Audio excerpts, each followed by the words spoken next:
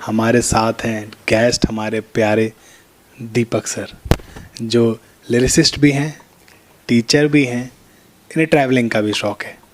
तो जो मैंने आपका बताया टीचर, ट्रैवलिंग और बिल्कुल लिरिसिस्ट, बिल्कुल, इसके अलावा भी कुछ है या मतलब? नहीं, मुझे बहुत अच्छा लगता है ट्रैवलिंग करना, वहाँ से नई नई चीज़ें ऑब्जर्व करना, फिर उनको लिख देना। तो तीनों ही चीज़ें एक दूसरे से कहीं ना कहीं टच में ही हैं। ओके ओके ओके, मतलब आप ट्रैवलर भी हैं, ट्रैवलिंग का शौक़ है आपको, टीचिंग करते हैं, लिरिसिस्ट भी हैं, पोइट्री लिखते हैं, ये तीनों ही चीज़ें ये इंट्रोड्यूस। ओके ओके, तो आज आपसे बहुत सारी बातें होने वाली हैं अबाउट टीचर, आपके ट्रैवलिंग के लिए और सबसे मेन आपकी पोइट्री के लिए। तो सबसे पहले अपन पोइट्री वाले टॉपिक को पकड़ के चलेंगे, उसके बाद आपके छोटी छोटी चीज़ों पे आएंगे। मैंने पोइट्री आपकी बहुत सारी देखी है, सुनी है, इंस्टाग्राम पे भी या यूट्यूब पे भी, बहुत अच्छी रीच भी उनकी रहती है। लेकिन एक चीज़ मैंने नोटिस करी है, पोइट्री ज़्यादातर सैड रहती है। ज़्यादातर आप देखोगे, मतलब उसमें आप बेवफा कह रहे हो उसको, उसकी गलती बता रहे हो, इसका क्या रीज़न है? देखिए, उसका एक रीज़न ये भी है कि शायद हो वो बेवफा, या फिर ये रीज़न हो सकता है कि मैं अंदर से वो फील करता हूँ। मैं दरअसल क्या है, एटीट्यूड वगैरह वो फील नहीं कर पाता जिसको लिख पाऊँ। ओके। और ना ही मैं क्या खूबसूरत मोहब्बत भी लिखता हूँ कभी कभी, आप देखिए। लेकिन जब भी मैं कुछ लिखने की कोशिश कर रहा होता हूँ तो सिर्फ तकलीफ़ ही दिखाई देती है उसमें। वो कहीं ना कहीं घूम के पहुँचेगी बेवफाई पे ही, और वहीं जाके ख़त्म हो जाता है वो। मतलब ज़्यादातर जो वेटेज है आपकी लिखने का वो बेवफाई पे है। तो मेरा मतलब ये क्वेश्चन ये है आपसे, या पूछना मैं जानना ये चाहता हूँ कि कितनी लड़कियों ने धोखा दिया है?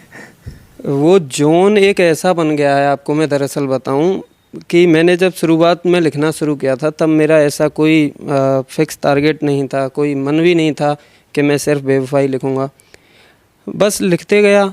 लेकिन मैंने भी खुद भी ये चीज़ महसूस किया है, और जिससे भी सुना है उनसे भी किया है, कि जो बेवफाई लिखता हूँ या लोग सुनते हैं तो उसी पर ज़्यादा प्यार बहुत लोग देते हैं।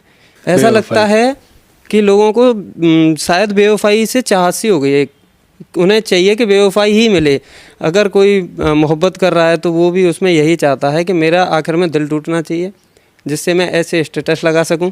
ये भी एक वो बन चुका है। तो मतलब आपका दिल नहीं टूटा है? टूटा भी है, नहीं भी टूटा, दोनों। तो वही हमें जानना है कि वो पहली चीज़ तो ये कि एक ही लड़की से टूटा है, क्योंकि यार जितना दर्द आपकी लाइंस में है तो वो किसी एक लड़की की वजह से नहीं लगता, ऐसा मेरा मानना है।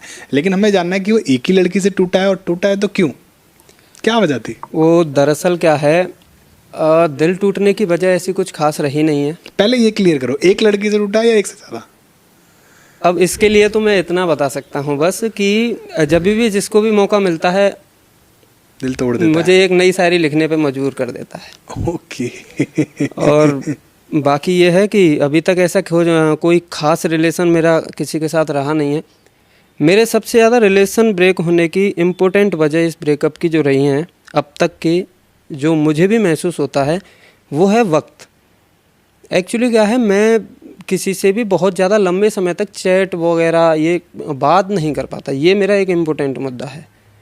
हालांकि मैं ये चीज़ शुरुआत में ही सामने वाले को बता देता हूँ कि मैं इन चीज़ों में थोड़ा सा, ऐसा नहीं है मुझे अच्छा नहीं लगता, लेकिन मुझे ऐसा लगता है कि एक वक्त पे बातें ही ख़त्म हो जाती हैं। ओके, और इसलिए वो आपको छोड़ के चली जाती है शायद। उन्हें लगता है कि मैं उन्हें वक्त नहीं दे रहा। वक्त भी देता हूँ, मैं बात भी करता हूँ, कुछ ना कुछ ढूंढता हूँ, कुछ नया मिलता है। फिर अभी जैसे मैं बताऊँ, मैं अभी शेरो शायरी कर रहा हूँ, तो उस बीच में तो उनको और ज़्यादा अच्छा लगता है। उनको ये भी समझना चाहिए कि मैं खुद भी अपने लिए टाइम दे रहा हूँ, सोशली भी लोग हैं उनके लिए भी थोड़ा सा वक्त देना है। तो हर चीज़ मैनेज करनी होती है, इसमें एक पर्टिकुलर समय किसी के लिए नहीं दे सकता। ये चीज़ बन रही है मेरे साथ अभी। तो ये या तो सामने वाला पार्टनर समझ नहीं पाता या समझा नहीं पाते कुछ, इस वजह से वो चीज़ें थोड़ी सी ब्रेक डाउन हो जाती हैं। मुझे शायरी लिखनी पड़ती है। फिर आपकी शायरी निकल आती है, निकल आती है। लेकिन आप सामने वाले को इतना गलत उसमें बोल देते हो, कहीं ना कहीं गलती इस हिसाब से आपकी भी निकलती है कि अगर सामने वाले को वक्त नहीं मिलेगा, एनीवन हु इज देयर, कोई भी सामने वाला रहेगा, लेकिन अगर उसे वक्त नहीं मिलेगा तो आई थिंक वो छोड़ के जाएगा, तो बेवफा नहीं हो सकता हो। नहीं, मैं आपकी समझ रहा हूँ, आप जो कहना चाहते हैं, आपकी बातें बिल्कुल सही हैं। वक्त देना किसी भी रिलेशनशिप के लिए बहुत ज़रूरी है, लेकिन जो पार्टनर है हमारा, वो पार्टनर का मतलब होता है एक तरीके से, वो हमारा एक पार्ट बन गया है। उसके अंदर इतनी मैच्योरिटी हो, वो समझे कि वो बंदा जो कर रहा है वो भी इम्पोर्टेंट है, और उसे ये भी समझना चाहिए कि शायद हो सकता है हम भी उसके साथ इसीलिए हैं क्योंकि वो करता है वो सब, है ना। उसे वक्त देना होगा। आप मैं एक एग्जांपल छोटा सा समझिए, मेरे पास या आप हैं, आप कोई काम कर रहे हैं, मैं उस दौरान आपके पास एक कॉल या मैसेज करता हूँ, आप उसका जवाब दे पा रहे हैं तो बहुत अच्छा है, फिर आगे भी कन्वर्सेशन शुरू होगी। अगर उस समय नहीं दे पा रहे हैं तो फिर मेरी जो मैच्योरिटी है वो ये हो जानी चाहिए कि अभी शायद बिजी हो सकता है, और इतना फेथ होना चाहिए, इतना ट्रस्ट होना चाहिए कि मेरा तो है ही, तो वहाँ पे रिलेशनशिप चलने के चांसेस ज़्यादा हो जाते हैं। बाकी मुझे एक बात और यहीं पे पूछनी थी आपसे कि हमें ऐसा लगता है कि लड़कियां शक बहुत करती हैं लड़कों पे, तो इसकी क्या वजह होती है? मतलब लड़कियां, या तो लड़का सेटिस्फाइड नहीं कर पाता, या लड़कियों का माइंड ही ऐसा होता है, या उनका शक करना सही है? इसके लिए मैं एक ऐसा एग्जाम्पल उठाऊंगा जो शायद मुझे अभी नहीं उठाना चाहिए था। मैं आपको दरअसल बताऊं, मेरे साथ अगर किसी का ब्रेकअप हुआ है तो ऐसा भी है कि कोई शख्स जिससे मेरा एक लॉन्ग टाइम से, बहुत लंबा डिस्टेंस से और गैप भी बहुत ज़्यादा है, डेली बात भी नहीं होती हैं, मिलना तो पता ही नहीं कब कब हो पाता है, लेकिन आज भी रिलेशनशिप है। ओके। और लॉयल है, ऑनेस्ट है, जब भी उन्हें मौका मिलता है, टाइम मिलता है तो करते हैं। अभी हालांकि सेटिस्फाइड हैं दोनों तरफ से, तो फ़ोन भी है उनके पास, तो अभी ज़्यादा वक्त मिलता है। बाकी वो दौर भी निकला है जब बात करने के लिए भी 4-4 5-5 दिन निकले हैं, और मिलने के लिए तो पूछिए मत, महीना निकल गया, 1.5 महीना निकल गया, वो समय भी निकला है। और ऐसे भी शख्स निकल के गए हैं जिनसे अगर मैं एक दिन मैसेज के रिप्लाई नहीं कर पाया तो दूसरे दिन उनको या तो बहुत ज़्यादा मनाना होता है या फिर उन्हें चले जाना होता है। तो वो चीज़ है। देखिए, शक में और जाने में, दोनों में अंतर है।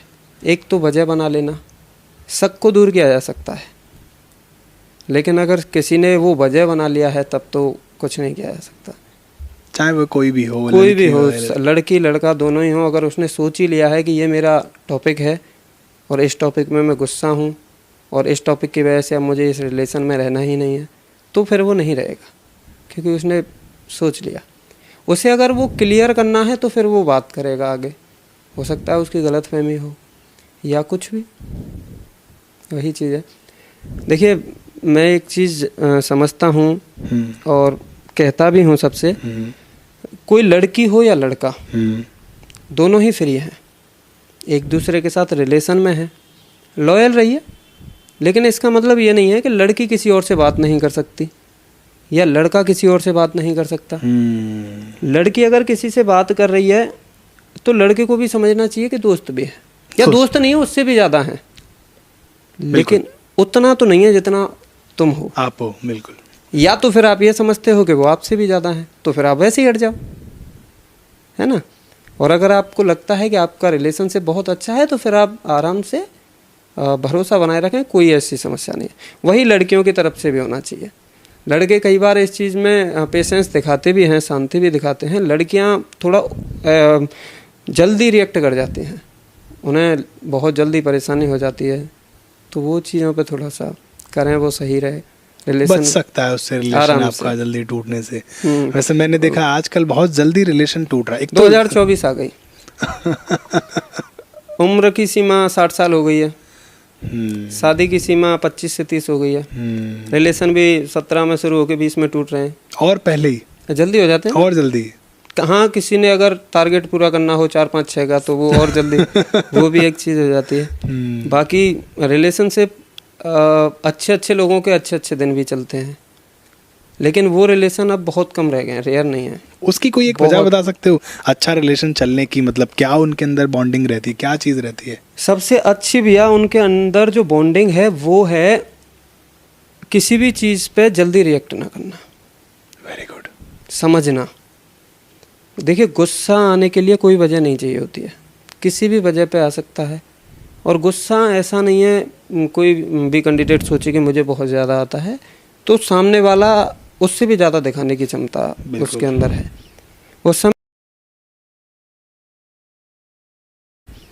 उस समय पे ज़रूरी है कि अगर हमें किसी बात पे गुस्सा आ रहा है तो उस समय पे हम थोड़ी सी अगर वहाँ पे शांति बना लेते हैं, थोड़ा पेशेंस बना लेते हैं, थोड़ा मन को कूल करके थोड़ा सा 10 मिनट का समय लेते हैं, तो फिर हमें सोचने का मौका मिल जाता है और समझ में भी आता है कि लड़ने से क्या फ़ायदा है, साथ में ही रहना है। चलो कोई बात नहीं, गलती हो गई, मेरी नहीं है।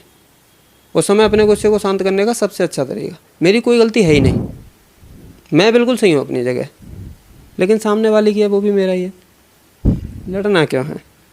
ठीक है, अब मान जाओ, चल रहा है रिलेशन आगे। एक्सेप्ट अगर हम कर लेते हैं चीज़ को तो देखिए, रिलेशनशिप से 3-4 चीज़ें अगर निकल जाएं तो वो नहीं टूटेगा। पहला सबसे इम्पोर्टेंट ईगो।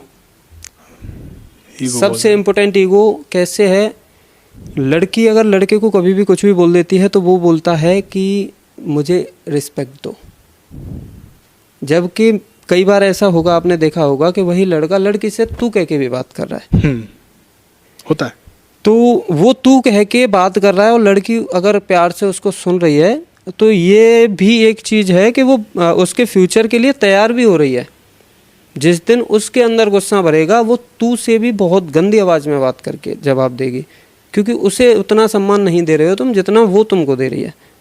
बिल्कुल। दूसरे, क्योंकि ईगो, क्योंकि आप लड़के हो, आप दोस्तों के साथ हो, दोस्तों से बड़े ही अच्छे तरीके से क्वालिटी से आप वो शेयर कर रहे हो चीज़ें, और उनके साथ बता रहे हो, उनके सामने कभी कभी तो हम अपने जिनके साथ हम रिलेशन में होते हैं उनसे कॉल करते हैं अपने दोस्तों के सामने, फिर दोस्तों को बताते हैं देख मैं इससे कैसे बात करता हूँ। क्या होगा फिर, रिलेशन टूटेगा।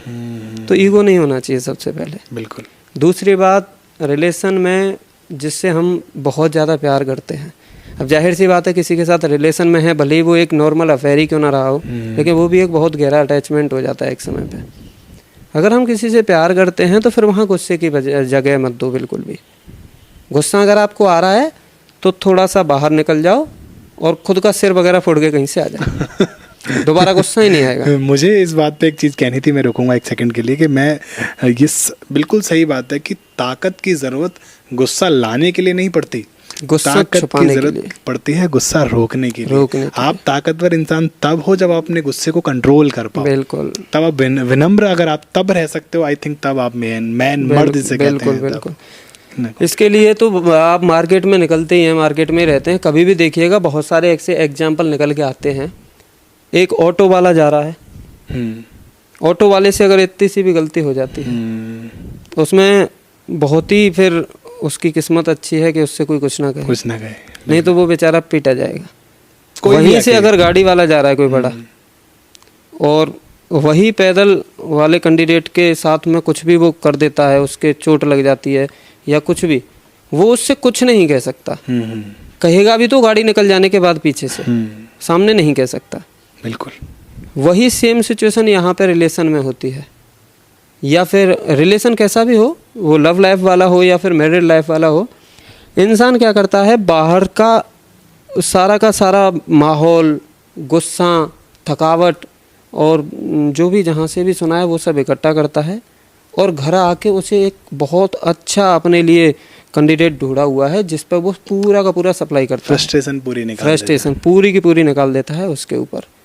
जबकि अगर वो इसी को दूसरे तरीके से लेके जाए तो वही बीवी या गर्लफ्रेंड बिना लड़े भी उसका फ्रस्ट्रेशन हटा सकती। बिल्कुल। लेकिन उससे वो रास्ता दिखाई नहीं देता। वो खाने के लिए बोलेगी तो खा लूँगा, मतलब गाली वगैरह। तो फिर वहाँ भी रिलेशन की आप देखिए, आप जैसे लव लाइफ की बात करें, लव लाइफ तो ऐसी लाइफ है जिसमें एक दूसरे से अटैच हो रहे हैं, लेकिन क्या एक नहीं हो रहा है, फिर भी एक तो नहीं हुआ। लोग शादी करने के बाद अलग हो रहे हैं आज के टाइम पे। हाँ, डिवोर्स बहुत हो रहा है बहुत। और एक्चुअली सबसे ज्यादा लव मैरिज में डिवोर्स मैंने देखे बहुत ज्यादा हो रहा है। जबकि आप लव मैरिज कर रहे हो, आप एक दूसरे को जानते हो, आपको प्यार एक दूसरे से, आप जमाने से लड़ रहे हो, और उसके बाद आप डिवोर्स कर रहे हो 2-2, 3-3 साल के बाद ही। बिल्कुल। आई थिंक ये एक बड़ी वजह है। और जो आपने पॉइंट्स बताए, आई थिंक ये सारे पॉइंट अगर वो शादी से पहले या शादी के बाद भी रखेंगे तो आई थिंक रिलेशन बच सकता है? देखिए, अगर वो ये सोच के हैं कि हमें जिस शख्स के साथ रहना है उसको बहुत अच्छे से रखना है, तो बहुत इम्पोर्टेंट है। बाकी अगर आज के टाइम पे एक बहुत ही जेन्युइन सी चीज़ लोगों के दिमाग में बन चुकी है कि अगर ये चली भी जाती है तो कमी नहीं है, और वही लड़कियों के लिए भी है। एक जाता है तो दूसरा, और मुझे लगता है आजकल तो वो जो होता है ना, बैकअप में भी रखते हैं तुरंत साइड में, चलो जा रहे हो चले जाओ, ठीक है मेरे पास स्टेटस लगा दूंगा 2-4 दिन, देखते रहना मैं रो रहा हूँ, और बाकी तो मेरा चल ही रहा है वहाँ पे, दूसरी साइड शुरू हो जाएगा। कम चल रहा होगा वो ज़्यादा हो जाएगा। बिल्कुल, ये नहीं होना चाहिए। मैं आपको एक रेयर चीज़ बताता हूँ, जिनके साथ मैं रिलेशन में हूँ एक बहुत लंबे समय से, उनको अच्छे से पता है मैं सोशल मीडिया इन्फ्लुएंसर हूँ, सोशल मीडिया पर वर्क करता हूँ, शायरी करता हूँ, शो भी करता हूँ जगह जगह जाके, लोग भी आते होंगे। कोई भी आता हो या नहीं भी आता हो, उन्हें ये तो पता है कि मैं एटलीस्ट घर नहीं रहता, बिल्कुल घर से बाहर ही रहता हूँ। उनके पास खुद का फ़ोन भी है, हालांकि कुछ धमकियाँ भी हैं उनकी जो फॉलो भी करनी होती हैं, लेकिन उसके बाद भी वो धमकियाँ भी प्यार वाली हैं। वैसी नहीं है कि मैं उनका कॉल अगर आ रहा है और मैं वो डिस्कनेक्ट कर दूं या उठाऊं ही ना तो फिर वो कुछ भी बोल रहे हैं। वो एक कॉल करने के बाद फिर मैसेज डालते हैं, फ्री होके कॉल कर लो, क्योंकि उन्हें पता है कि काम में हो सकता है, काम के लिए ही घर से निकला हुआ है। तो वो चीज़ें अंडरस्टैंडिंग वाली हैं, वो समझते हैं। हालांकि लड़ाई भी बहुत होती है, लेकिन लड़ाई कभी भी इस वजह से या उस हद तक नहीं होती कि दूर होना पड़े। कई बार लड़ाई में 1-1, 2-2 दिन बात नहीं होती भी हैं तो वो लड़ाई के लिए ही होती हैं। बात करनी है, बात करने का मन है, लेकिन फिर लड़ाई हो जा रही है। लेकिन फिर भी दूर तो नहीं होना। बोलते भी हैं जब मेरे बात ही नहीं करनी, रिलेशन ख़त्म हो रही है वो, लेकिन आना वहीं घूम फिर के है। और जबकि इतना लंबा रिलेशन हो गया, मुझे लगता है कि फिर इस माहौल में तो ऐसा रिलेशन नहीं चलना चाहिए था। ओके मैं आपको बताऊं, लगभग 11 से 12 साल हो गए हमारे रिलेशन को। Very good. और अभी भी चल रहा है और चलेगा शायद। तो वही चीज़ें समझने वाली होती हैं। भावुकता और जल्दबाजी ना हो रिलेशन में तो सब सही है, गुस्सा और ईगो ना हो तब भी सब सही है। बाकी लड़ाई झगड़े कर रहे हो करो, एक दूसरे के साथ रिलेशन में हो, हंसो और रो, मगर साथ में। मुझे यहीं से एक सवाल और टच करना था जो बहुत ज़्यादा जहन में लोगों के है। बताइए। क्या सही है क्या गलत ये तो नहीं पता, लेकिन रिलेशनशिप में फिजिकल होना सही है या नहीं, ये चीज़ एक्चुअली इसको गलत तरीके से भी लोगों ने मैनिपुलेट किया हुआ है और इसको एक तरीके से लिया हुआ है कि हाँ नहीं ये तो सही है। कुछ लोग बोलते नहीं बिल्कुल गलत है। कितना अगर सही है तो किस हद तक, और गलत है तो क्यों? देखिए, रिलेशनशिप में फिजिकली होना वैसे गलत ही है, लेकिन नहीं भी है। दोनों ही चीज़ें हैं। अब ये दोनों चीज़ों में डिपेंड कैसे करता है। आप रिलेशनशिप में किसी के साथ आए और आपका शुरू से ही अगर मोटिव यही रहा है कि मुझे सिर्फ इसके साथ फिजिकली होना है, फिर उसके बाद ये और इसका काम, इसका रास्ता, बात करनी है आगे करें ना करना है, मतलब वो इंटरेस्ट नहीं है, इंटरेस्ट सिर्फ वहीं तक है, फिजिकली तक, तो फिर वो गलत है। अब समस्या ये भी तो है कि पता कैसे चलेगा? हाँ। कि ये मेरे साथ सिर्फ एक फिजिकली होने तक ही रिलेशन में या नहीं है। सीधी बात है, उससे पहले रिलेशन रखो, देखते हैं कब तक रख सकता है। जिसमें 1 साल या 6 महीने या 1.5 साल रिलेशन रखने की क्षमता है, उसके साथ ये सब करना फिर गलत नहीं है। वो शायद आगे भी रख ले, क्योंकि वो अब तो ये क्लियर है कि वो इसी वजह से तो आपके साथ नहीं है। अगर इतना टाइम उसने रिलेशन में इतना टाइम से वो अगर आपके साथ है, तब तो वो शायद इस चीज़ के लिए नहीं है, क्योंकि फिर वो शायद ही आपके ऊपर इतना टाइम वेस्ट करता, वो आगे बढ़ता कहीं, अगर सिर्फ उसे इसकी चीज़। लेकिन हाँ, फिर उसे परेशान करना गलत है। फिर आपस में आप जैसे रहना चाहते हैं वैसे रह सकते हैं। फिर आपकी जो प्रायोरिटी है वो ये रह जाती है कि आप को फैमिली के साथ भी खड़े होना है और एक दूसरे का भी होना है। ऐसा ना हो जाए, कई बार होता है भैया, रिलेशनशिप हमने अपने तरफ से पूरा लॉयल निभाया, लड़की भी लॉयल है, लड़का भी लॉयल है, फिजिकली भी होली है, सब ओके है, सब कुछ, कहीं कोई कमी नहीं है। अभी भी लड़का लड़की एक दूसरे को उतना ही चाहते हैं जितना शुरू में। शादी भी करना चाहते हैं, घर पे भी बोल दिया, घर से इश्यू खड़े हो जाते हैं।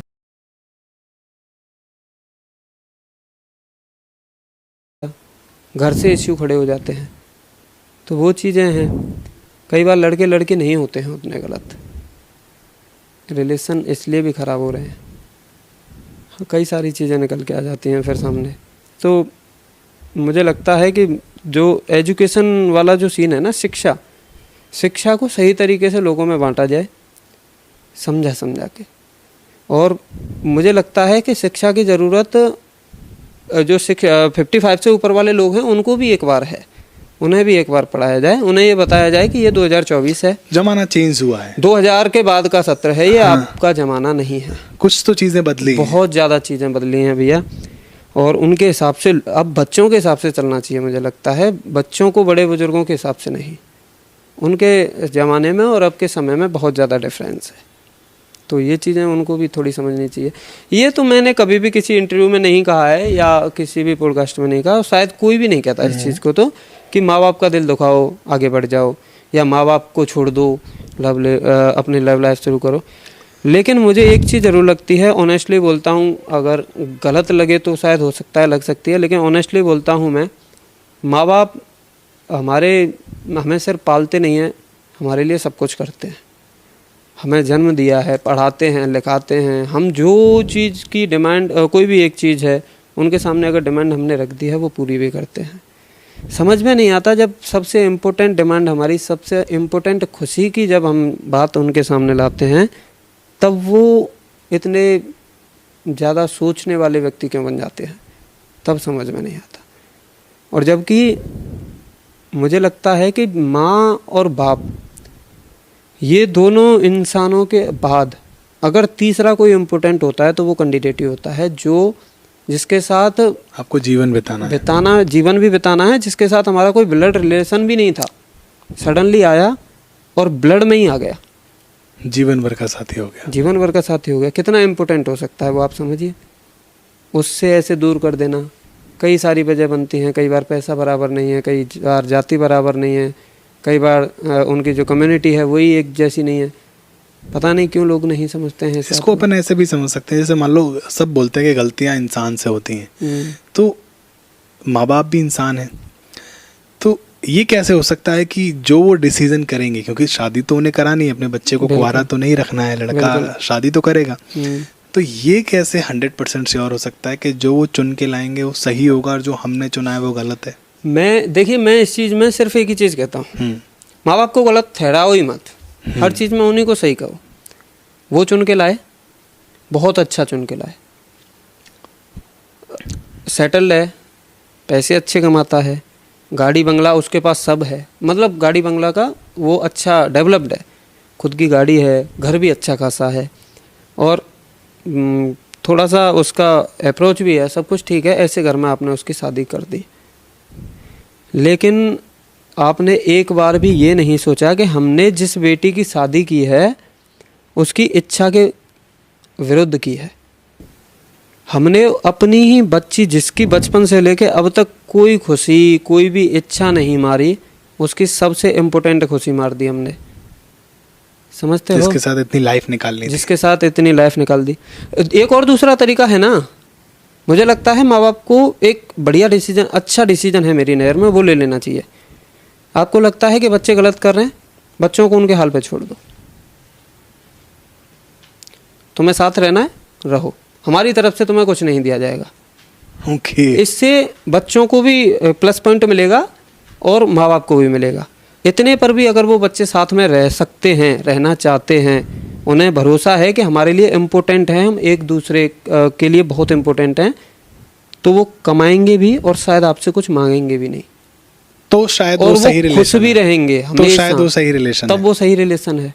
अगर आपको ऐसा लगता है कि भाई, एक बात बताइए, शादी होती है, आपने देखा होगा शादी में क्या होता है, अच्छा घर ढूंढा, या मतलब अपने स्टैंडर्ड का घर ढूंढा, गवर्नमेंट जॉब वाला ढूंढ लिया, कोई भी ढूंढ लिया, गवर्नमेंट जॉब वाला लड़का है, अच्छा खासा कमाता है, अच्छा खासा कमा रहा है, लेकिन आप एक चीज़ नहीं सोच रहे, आप उसको कितनी सारी चीज़ें तो दे रहे हैं।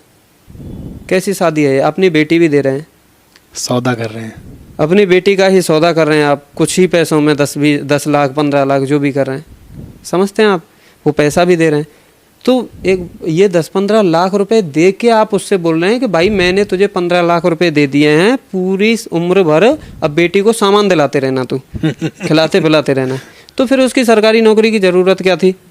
ऐसे तो फिर उससे ही कर देते, जो था उसी को देते, वो 15 लाख वो कुछ करता भी। समझने वाली चीज़ है ना।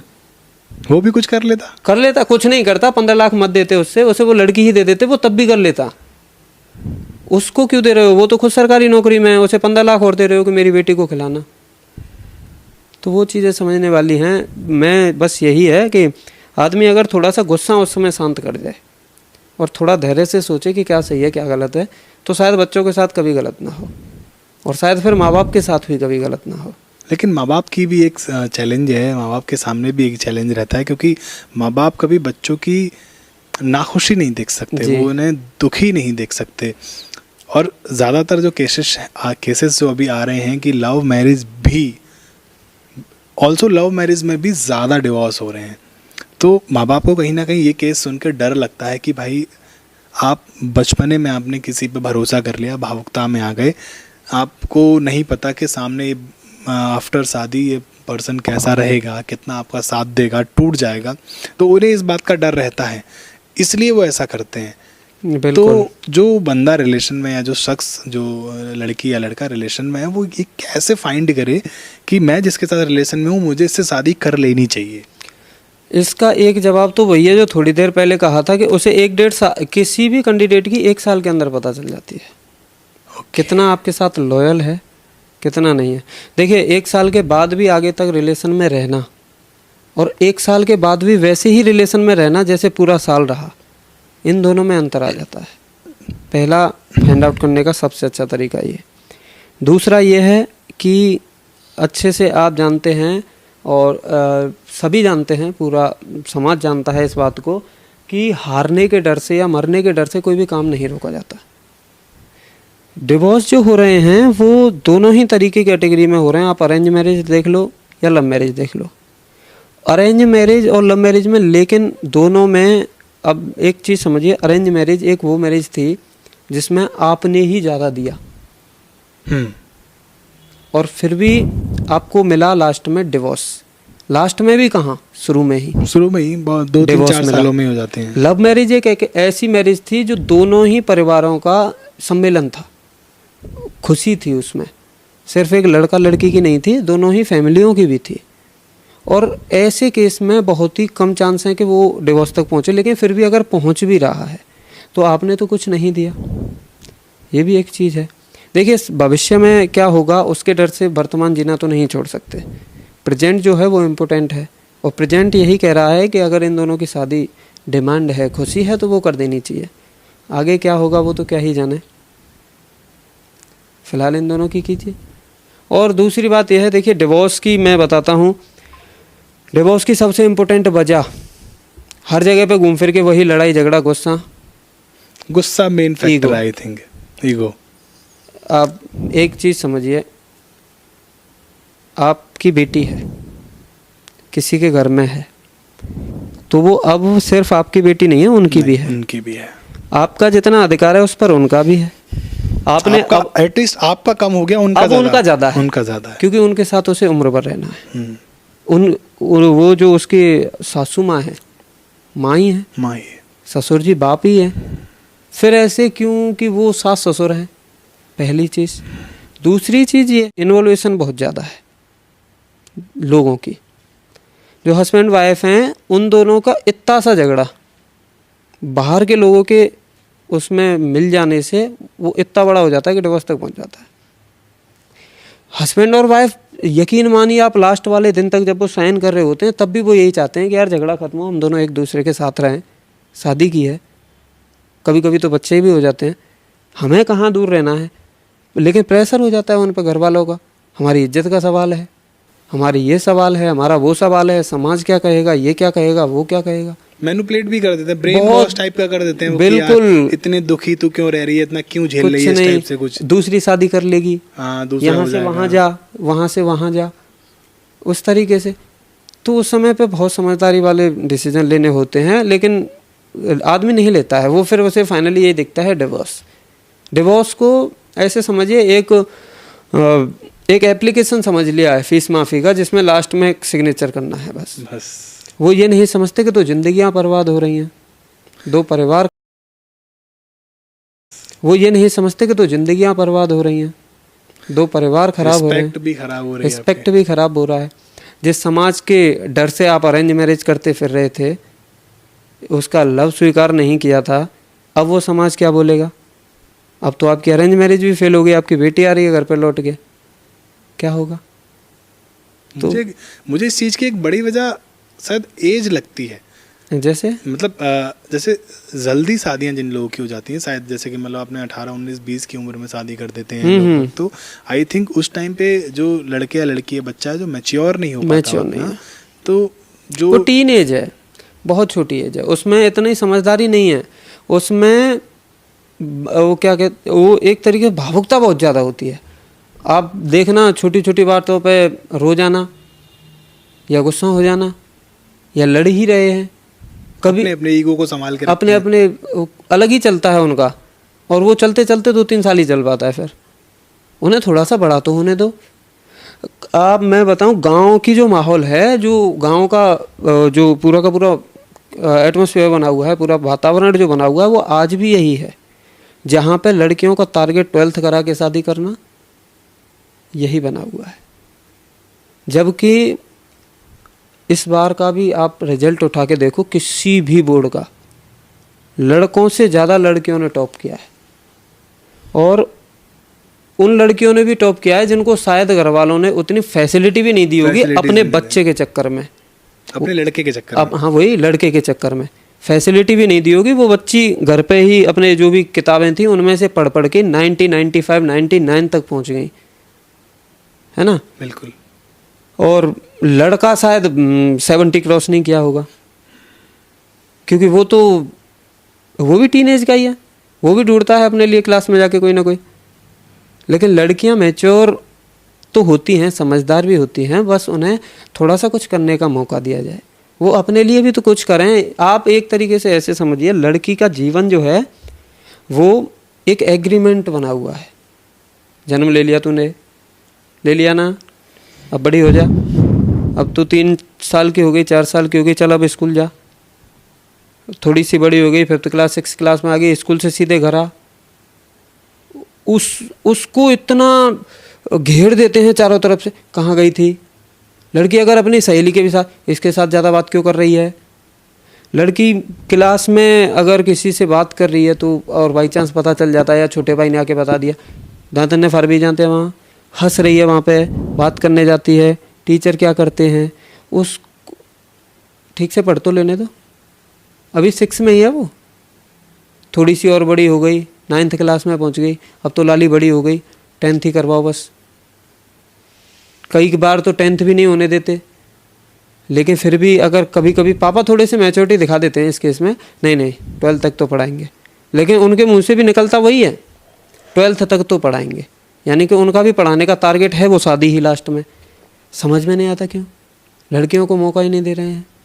बाहर निकल के देखिए, सिटियों में देखिए, लड़कियां लड़कों से ज़्यादा कुछ ना कुछ कर रही हैं। राइटिंग स्किल में भी कौन कहता है सिर्फ शायर ही शायर हैं, बहुत लड़कियां हैं, बहुत सारी लड़कियां हैं, एक से एक, और अच्छा लिखती हैं, नाम है उनका। सिंगर देखिए, सिंगर नहीं एक से एक हैं। और तो लड़कियों पे भरोसा भी करना चाहिए। कोई भी फील्ड ऐसा है ही नहीं जहाँ पे लड़कियाँ नहीं पहुँची हैं। अगर चंद्रमा पे कोई व्यक्ति पहुँचा है तो वहाँ पे लेडीज़ भी पहुँच गई, लेडीज़ भी गई, अंतरिक्ष में तो वहाँ भी लेडीज़ पहुँच गई। सिंगिंग करने के लिए अगर बादशाह जी आए थे, नेहा कक्कर भी पहुँच गई, पहुँची हैं। उसके बाद किसी भी फील्ड में वो कमज़ोर हैं ही नहीं, वो सब में आगे पहुँच रही हैं। कोई अगर नीरज जी भाला फेंक रहे हैं तो सानिया मिर्ज़ा जी टेनिस में जिता रही हैं, तो सब आगे पहुँच रहे हैं। लड़कियों को भी बराबर मौका, लेकिन बस ये है कि उन पर भरोसा रखना होता है।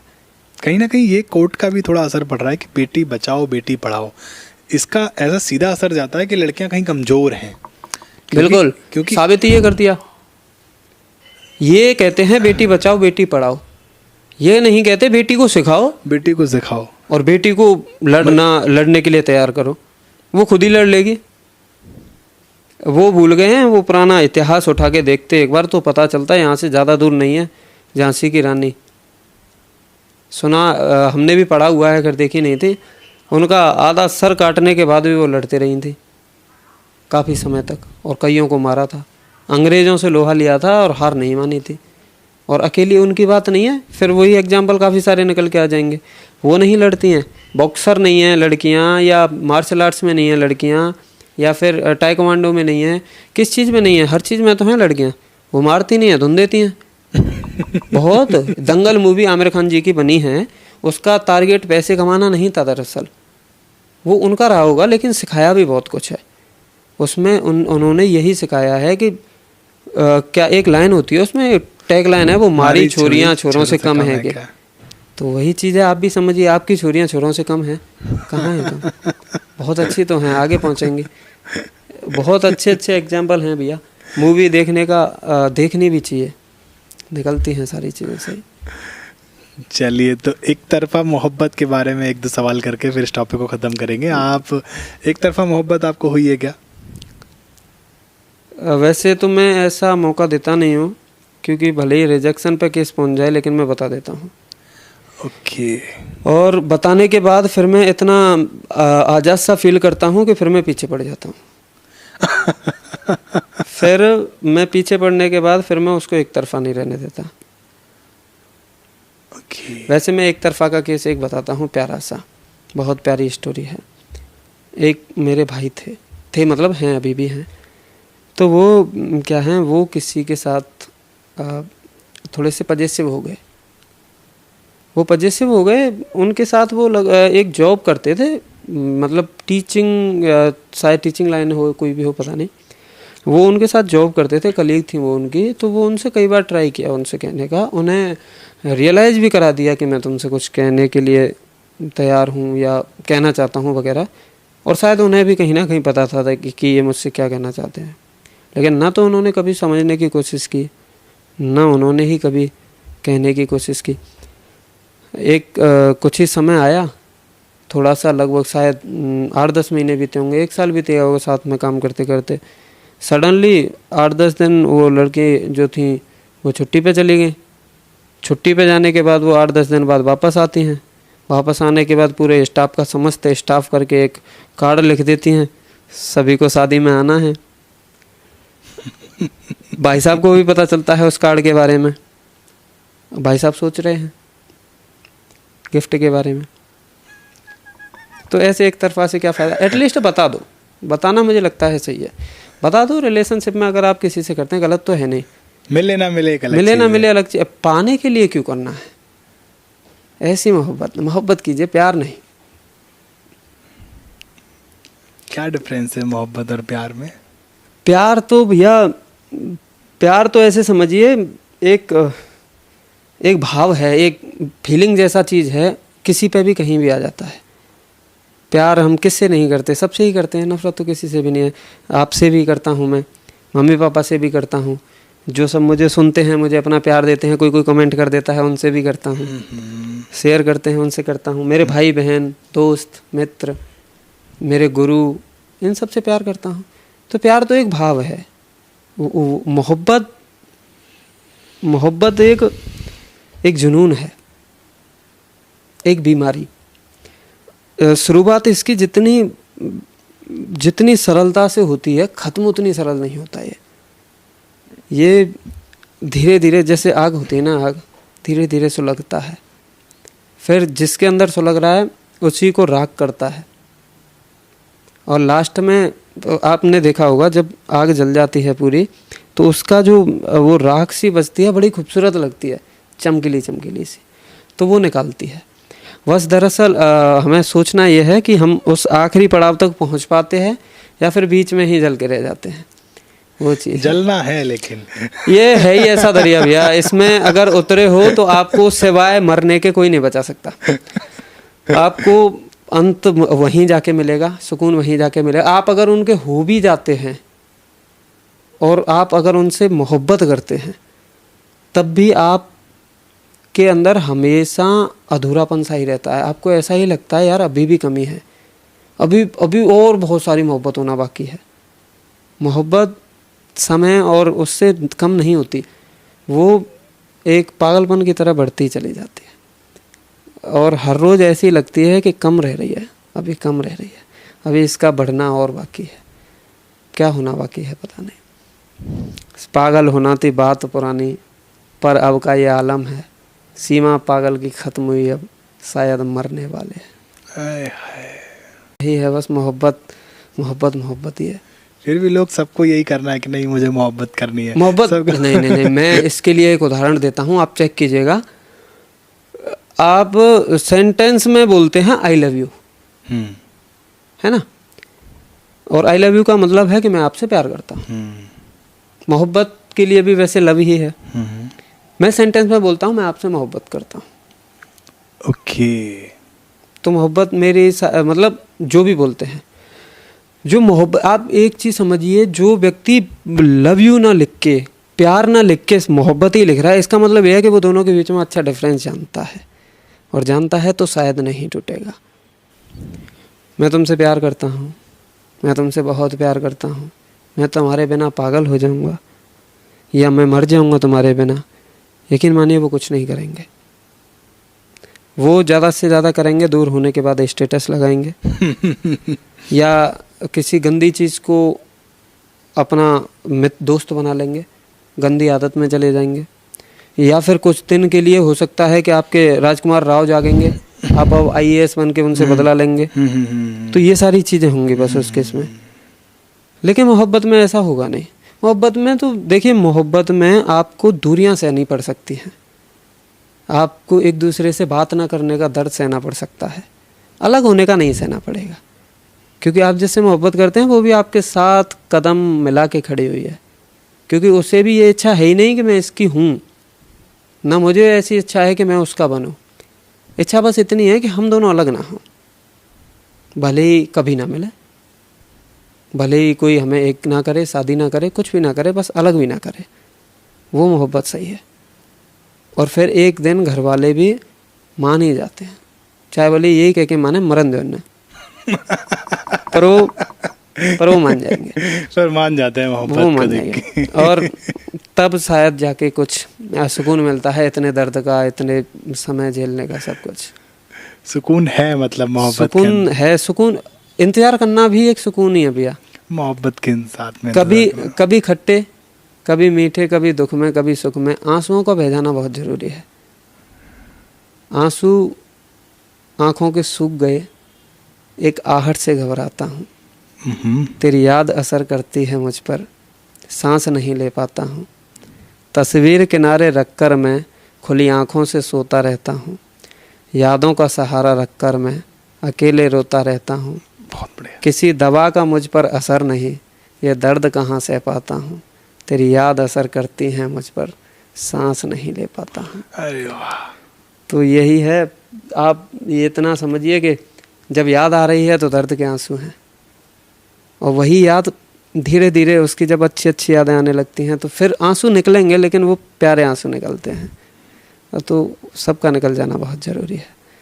बस मैं ये चाहता हूँ, मेरा इतना ही उद्देश्य है कि अगर मुझे लोग सुनते हैं, मुझे अपना प्यार देते हैं, सम्मान देते हैं, तो मेरी इस बात पे भी अमल करें, जो भी लोग सुने, कि जिस रिलेशनशिप को आप इतना समय दे रहे हैं उसके लिए थोड़ा सा घर वालों को भी समझाने की कोशिश जरूर करें।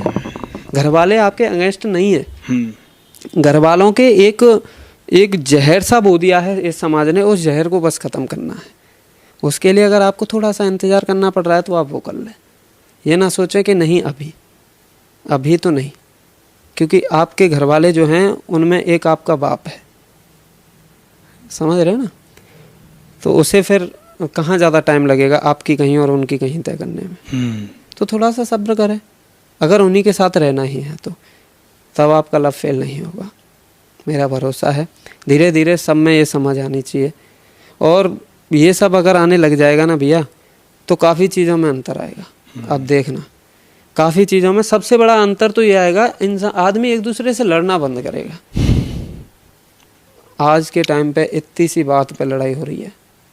कोई एक दूसरे से अगर थोड़ा सा, मैं आपसे बात कर रहा हूँ, मुझे पता है कि मैं आपसे थोड़ा सा बड़ा हूँ, थोड़ा सा मजबूत हूँ, मैं आपको दबा सकता हूँ, तो इंतज़ार करूँगा कि आप छोटी सी कोई चीज़ बोलो और मैं देता हूँ। अगर आप मुझसे तंगड़े हैं तो आप यही इंतज़ार कर रहे हैं, ये मुझसे कुछ ये क्यों नहीं इंतज़ार कर रहे हैं कि भाई तू छोटा नहीं है, तू बराबर का है, भाई है तू मेरा।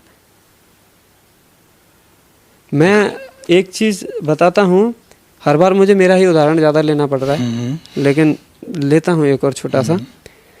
मैं जिस फील्ड में हूँ, आप समझते हैं, मेरे साथ जो गाड़ी रहती है वो गाड़ी कभी भी फिक्स नहीं रहती, और ना ही ड्राइवर फिक्स रहते हैं। और मेरे साथ 2-3 ही लोग होते हैं, 2-3 लोग का चांसेस बहुत कम है, 2 ही लोग रहते हैं कभी कभी तो। और हम, आपको पता ही है, कहीं भी जा रहे होते हैं। फ़िलहाल जैसे MP में चल रहा हूँ मैं, कभी मुंबई है, कभी कहीं है, कभी कहीं है, कहीं भी जाते रहते हैं। मेरे साथ कौन है? सिर्फ मेरा ड्राइवर। ड्राइवर कहाँ का मुझे नहीं पता, गाड़ी कहाँ की वो भी मुझे नहीं पता। पहले दिन मिला मुझसे, मैंने भैया कहा, भाई भी नहीं भैया कहा, उसे बहुत प्यारा लगा, उसने भी मुझसे भैया कहा। फिर वो प्यार 2 दिन में अच्छा हो गया, काम कर रहे हैं। अब मुझे देखिए, मैं अपने मेरा वहाँ भी काम था, आज वो छोड़ के आपके पास बैठा हुआ हूँ, लेकिन काम नहीं रुकेगा, क्योंकि मेरा एक भाई है वहाँ पे, वो भाई जिसको मैं केवल 5-6 दिन से जानता हूँ, लेकिन वो मेरे लिए मेरा काम संभाल रहा है, जबकि उसका काम सिर्फ गाड़ी चलाना है। तो थोड़ी सी जुबान में मिठास हो, बाकी चीज़ें बहुत सारी अच्छी हो जाती हैं, बहुत सारी चीज़ें अच्छी, झगड़े टल जाते हैं, लड़ाई नहीं होती। आप पिटने वाले होते हैं तो वो नहीं होते हैं। कई बार आपने डेमो में कुछ कह दिया, फिर आपके साथ कुछ गलत होने वाला है, मीठा बोल जाइए, एटलीस्ट बच ही जाओगे। तो वही चीज़ है, थोड़ा सा आदमी संभले, समझे, शांति बना के रखे। वो इतना समझ जाए कि हमें खाली हाथ ही जाना है, तो किसी का दिल मत दुखा के जाओ, किसी को ऐसे मत करके जाओ कि हमारे बाद अगर कोई बात करे तो वो ये कहे कि भाई गाली दे, वो आपके लिए बद्दुआएं निकाले। इतना मत करके जाओ, दुआएं जाएंगी आपके साथ, प्यार जाएगा लोगों का आपके साथ, वो ले जाओ। और वही अगर ले जाना है, उसी से अगर आपका ऊपर जाके मापतौल होना है, तो उसको ज़्यादा कमाओ। पैसा कमाना है, पैसा कमाइए, बहुत ज़्यादा ज़रूरी है। आप चले जाओगे लेकिन आपकी फैमिली रहेगी, उसके लिए कमाइए। दूसरों को क्यों लूट रहे हो या दूसरों को क्यों नीचे गिराना है? अपना मेहनत है आपके पास, हाथ पैर हैं भगवान के दिए हुए, सही सलामत हैं, तो फिर उनसे कर लीजिए।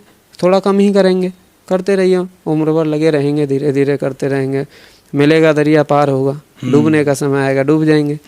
तो ऐसे चलते रहिए, लड़ना झगड़ना बंद करें, थोड़ा पेशेंस रखें, बस वही है।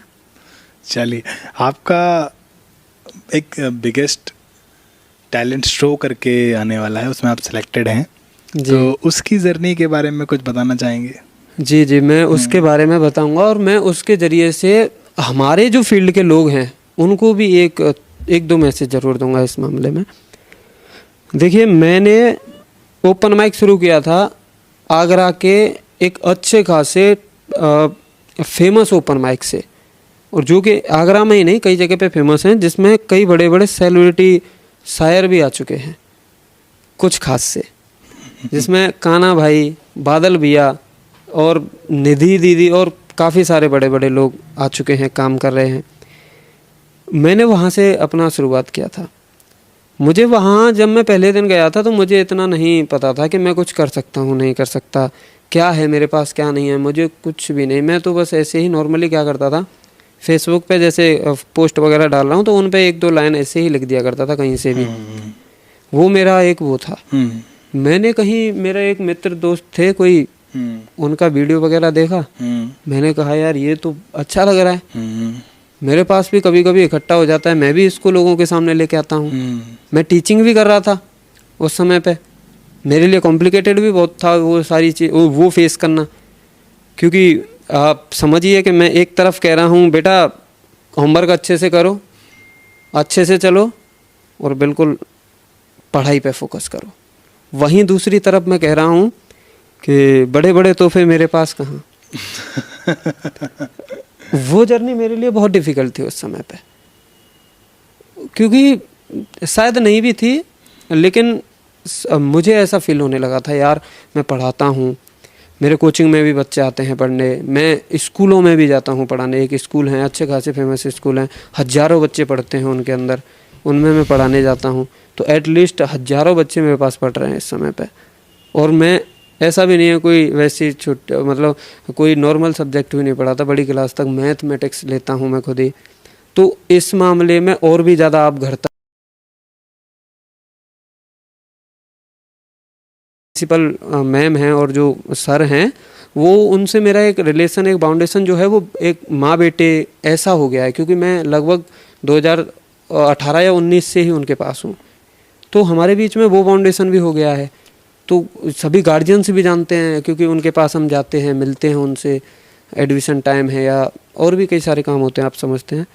तो मेरे अंदर एक वो आने लग गया, यार ये लोग क्या ही सोचते होंगे, ये क्या है, ये तो वो सब करने लग गया, माइकिंग वगैरह पता नहीं क्या, ये टीचर भी है। लेकिन कुछ लोगों से जब मैं गार्जियन से जो अच्छे डेवलप्ड हैं, आप देखिएगा ऐसी सोच अक्सर उन्हीं की होती है जो कुछ नहीं कर रहे होते हैं। जो कर रहे होते हैं उन्हें पता होता है कि ये क्या कर रहा है। तो देखने को भी मिला वो सब, लेकिन जिनसे मेरी बात होती थी वो ये कहते थे कि लगे रहो, ये बहुत ज़रूरी है, बहुत ज़रूरी है। आप टीचिंग करते हो, टीचिंग में आप टीचिंग क्यों करते हो? क्योंकि आपको पढ़ाना आता है, आप जानते हो थोड़ा बहुत, इसलिए आप पढ़ाते हो। ऐसे आप शायरी क्यों कर रहे हो? क्योंकि आपको लिखना आता है, थोड़ा बहुत जो भी लिखना आता है। तो जब आप अपना टीचिंग का हुनर लोगों को दिखा रहे हो तो अपना ये भी दिखाओ। पढ़ने ऐसा तो नहीं है करावली क्षेत्र में जहाँ पे मेरी कोचिंग है वो पूरा का पूरा करावली आपसे पढ़ने आता हो। नहीं, सही बात है। जब पूरे बच्चे पढ़ने नहीं आते तो आप इतनी उम्मीद क्यों लगा रहे हैं कि सारे लोग खुश हो जाएंगे आपकी शायरी देख के? बिल्कुल। वो बंदे की बात सुन के मैंने सोच लिया कि ये इस बंदे ने मेरा बिल्कुल एक माइंड डेवलप कर दिया। उसके बाद जो फाउंडर हैं कुछ खास के, उन्होंने मेरा हमेशा हौसला बढ़ाया, दीपक भैया। उन्होंने क्या है कि मेरे साथ जो मेरे मित्र जिनकी वजह से मैं आया करता था, उन्होंने खुद बंद कर दिया, क्योंकि उन्होंने भी मेरे अंदर ये चीज़ डालना शुरू कर दिया था कि इस लाइन में कुछ नहीं होने वाला आगे। और मुझे भी कहीं ना कहीं ऐसे लगने लगा था। भैया जो थे वो भी ऐसे ही बोलते थे। उनका कहना यह था कि इस लाइन में होता है लेकिन एक तरीके से होता है, वो तरीका आपको ढूंढना है। बस उसी भरोसे पे आगे चलते रहा, ओपन माइक करते रहा, फिर धीरे धीरे चलते रहा। तो मैंने क्या है, मुझे जहाँ भी ओपन माइक करने का मौका मिलता था मैंने किया, फिर शो करने लग गया, फिर लोगों से प्यार मिला आप सबका थोड़ा सा। लेकिन आप जैसे कहते हैं कि किसी भी चीज़ को बार बार ड्रॉ करने से उसकी सजावट ज़्यादा निखरती है, वो चीज़ें भी मैंने भैया से ही सीखी हैं। मैं पहले मेरा एक तरीका हुआ करता था कि जो शायरी मैंने आज बोल दी उसको मैं फिर नहीं बोलूँगा कभी भी। लेकिन भैया से सीख के मैंने एक चीज़ सीखी है कि जो शायरी मैंने आज बोली है, पहले मेरा टारगेट ये होना चाहिए कि मैं इस शायरी को ही इतनी बार बोलूं कि लोगों को ये शायरी रट जाए और खूबसूरती बन जाए, इस शायरी में एक अलग निखार आ जाए। तो मैंने इसी चीज़ पे बहुत ज़्यादा काम किया। मैं कोई भी एक शायरी अगर एक ओपन माइक पे किया है तो मैं वहीं पे उसको नहीं रखता था। जहाँ पे भी जा रहा हूँ, जिनके पास भी जा रहा हूँ, वही शायरी भले ही रिपीट करनी पड़ रही है, नई का नंबर नहीं आ रहा है, कोई बात नहीं है, मेरी वो पुरानी आनी चाहिए। यहाँ के लोगों ने सुन ली, वहाँ के लोग भी सुने, कहीं और के भी सुने, कहीं और के भी। ऐसे प्यार फिर मिलने लगा। तो सडनली एक दिन इंस्टा पे ही मुझे मैसेज आया था इनकी तरफ से। तो मैसेज मुझे आया था, उसमें एक लंबा चौड़ा वो लिखा हुआ था इंग्लिश में, इनका डिटेल वगैरह लिखी हुई थी। तो इन्होंने बताया था कि इस तरीके से ये क्या कहते हैं, एक टीवी रियलिटी शो है और आपको इसमें अगर पार्टिसिपेट करना है तो आपका एक होगा ऑनलाइन 1 मिनट का लगभग ऑडिशन। उसमें अगर आप क्लियर हो जाते हो तो आपके वो बन जाएंगे, लिफलेट्स वगैरह बन जाते हैं, पैम्पलेट्स बन जाते हैं। आप फिर उसके लिए सिलेक्ट हो जाते हो मेगा ऑडिशन के लिए, यानी फाइनल राउंड के लिए, जिसमें आपको 3 राउंड क्लियर करने हैं और ग्रैंड फिनाले क्लियर आपका। वो चीज़ हो जाती है। लेकिन 3 राउंड वो बहुत ज़्यादा टफ रहे होते हैं। तो आने जाने का आपका खुद का रहता है उसमें। बाकी वहाँ पे जब वो बुलाते हैं, रखते हैं, खिलाते पिलाते हैं, एक बहुत बड़ा ऑडिटोरियम होता है वो, जिसमें अलग अलग फील्ड भी बने होते हैं। सिंगर कैटेगरी अलग है, और जो भी अपना अपना टैलेंट है वो सब अपना अलग अलग दिखाते हैं। तो वो चीज़ थी। मैंने कहा कि ट्राई कर लेता हूँ एक बार। मैंने उनसे पूछा कि इसमें फ़ीस क्या है। एक्चुअली मैंने वो पढ़ा था लेकिन उतना भी ठीक से नहीं पढ़ पाया, इंग्लिश ज़्यादा थी। तो मैंने क्या किया कि फिर वो उन पे कॉल किया, कॉल उन्होंने उठाया नहीं। फिर मैंने उनको नहीं किया उस दिन कॉल, मैंने फिर दूसरे दिन भी किया, क्योंकि मेरे दिमाग में वो चल रहा था बार बार, यार देख लेता हूँ एक बार, टीवी पे आ जाऊँगा। फिर मैंने दोबारा कॉल किया तो उन्होंने दूसरे दिन, लेकिन मैंने फिर कई बार किया, मैंने मतलब अब कर लिया, अभी उन्होंने रिस्पॉन्स नहीं दिया, मैंने आधा घंटा 1 घंटा बाद फिर कर लिया। तो उनसे मेरी फाइनली एक मैम थी, उनसे शाम को बात हुई थी।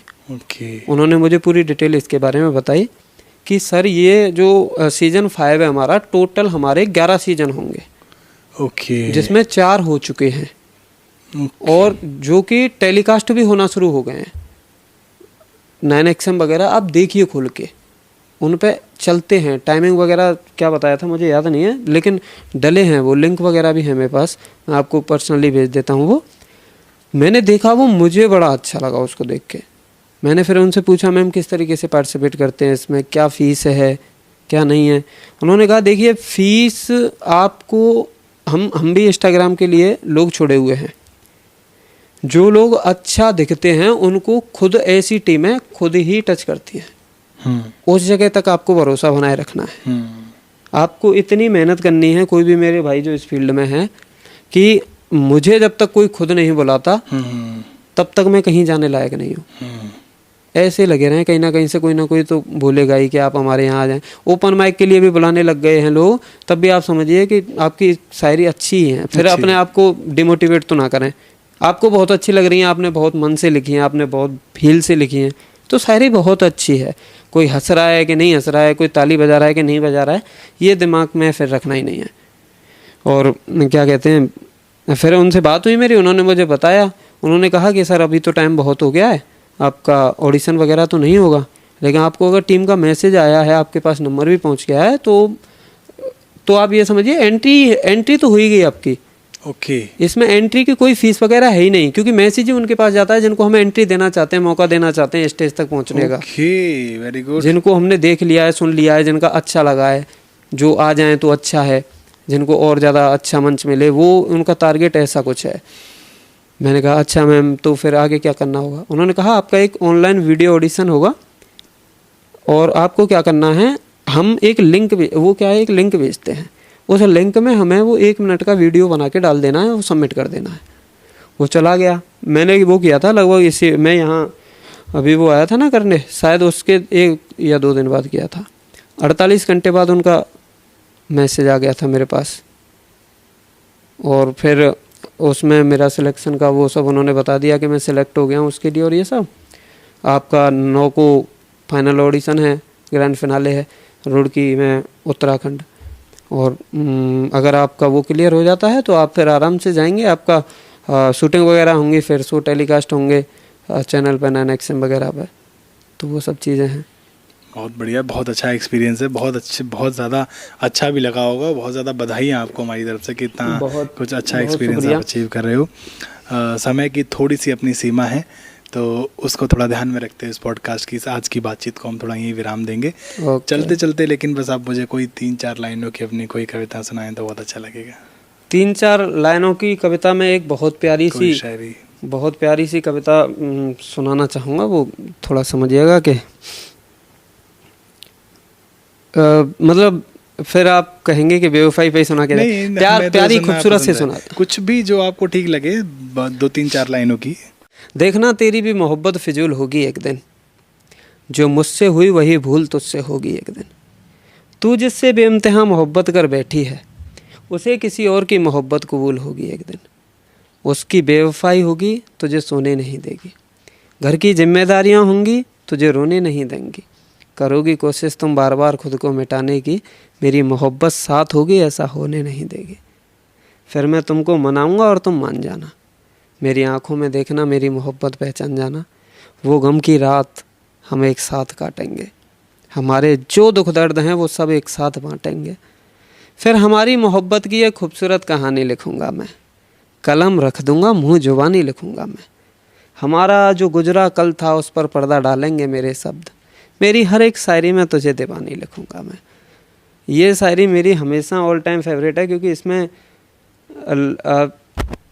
गुस्सा भी दिखाया है लड़के ने कि ठीक है होगा तेरे साथ भी ऐसा, लेकिन मोहब्बत भी दिखाई है कि मैं चाहता नहीं हूँ कि तू रोए, तू मेरे पास आना लौट के। खैर दीपक सर, बहुत अच्छा लगा आपसे बात करके, बहुत सारी नई चीज़ें, बहुत ज़्यादा डीप कुछ बातें पता चली रिलेशन के बारे में, आपके एक्सपीरियंस के बारे में, लव मैरिज के बारे में और थिंकिंग के बारे में भी मुझे बहुत कुछ सीखने को मिला। थैंक यू सो मच आपसे बातचीत करके। होप आप सबको भी ये